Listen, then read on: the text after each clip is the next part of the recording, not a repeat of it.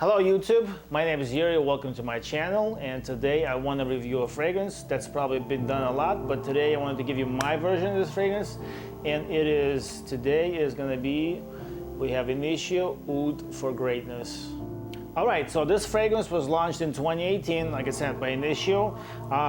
Let's get into the bottle before we get into the juice itself. So here we have the bottle. It's nice and heavy. It's got this kind of a thin sheet metal around it that goes on the sides. It's got this nice enigmatic Illuminati type symbol in the front. You could say nice heavy cap. And we have our label on the bottom with the batch number. And just let me show you the atomizer. Atomizer is nice as well too in this.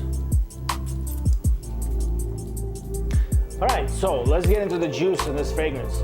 But before I wanted to get into the juice in this fragrance, I know it says it's oud for greatness, but in my opinion, yes, there's oud. I don't know how much oud is in there, but what I can say from my personal experience now that I've been wearing it for some time, this is mostly, I would say, in my opinion, by my nose, it's saffron or heavy saffron based fragrance. Yes, there's some hints of musk, some woody notes, some earthy notes. There is some oud in the background, but it's not the type of oud that you would get out of some of these animalic fragrances like Zerjaf or Bortnikov that comes out really animalic. It's more of, I'd say, it is more of I would say, Eastern type of oud that has been kind of westernized and is more wearable and is more of a crowd pleaser. All right, having said that, that is mostly a saffron-based fragrance, there's another thing I wanted to say. There's been other saffron or saffron-based or fragrances that have heavy saffron, like for example, like the MFK Baccarat Rouge. Good fragrance, I'm not a really big fan of it. Now this fragrance, this is a whole different beast. I don't know why. It's kind of like Baccarat Rouge, but it's much better, much earthy, much more wearable in my opinion. So I kind of wanted to get that out of the way. This is not a, MFK versus Initio or this and that. I just want to say kind of my opinion on how I feel this fragrance is. It is saffron based, and there's been a lot of kind of heavy saffron fragrances that have been out there. But this, in my opinion, this is probably the best one that I like, and that's really wearable and not really animalic, but it's got all these nice notes that I like to wear. Okay. All right. Let's get into some of the main accords in this fragrance. What the internet says. So it's warm, spicy. It's fresh, spicy. It's got oud, lavender, patchouli. Patchouli is very dominant in this fragrance, in my opinion. Musky, leathery, tobacco, earthy, and it's woody as well. All right.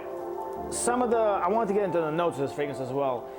So the top notes, again, as I said, saffron. We've got nutmeg, we've got lavender, mids is agarwood, and at the base we have patchouli, and we got some musk. So not a whole bunch of notes, but these are the notes.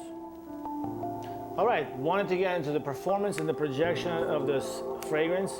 Now the performance is really well. I've got, not a lot, but quite a few fragrances in my collection, and this is one of, I could put these on the top 3, top 4 maybe fragrances that really, really performs really well. Don't underestimate it. Don't put like 10 sprays on like some of the other fragrances.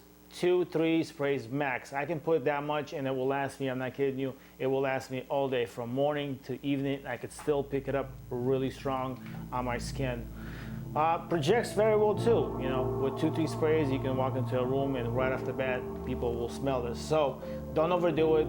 Again, performance really well. I think it's worth the money as far as its performance goes and as far as projection goes. Really well crafted fragrance, smells really good. All right, like I mentioned before, this oud is very nice, very special, and like I mentioned before, I don't know if I did, it's more of a Western expression of oud. It doesn't come out as that animalic heavy oud, sweet, it's got saffron, you can pick up some lavender, you can pick up some nutmeg,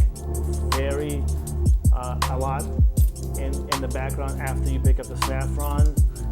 Musk heavy, it's got this earthiness to it. Very nice smell. So if you don't like animalic ouds and prefer something like this is a fragrance for you. So very nice fragrance, That's what I wanted to say. And I would even mention that it does come across a little bit gourmand, you know. Alright guys, so thank you for watching the video of my review of this fragrance. So, and please, if you haven't subscribed, please subscribe, and I will see you in my next video.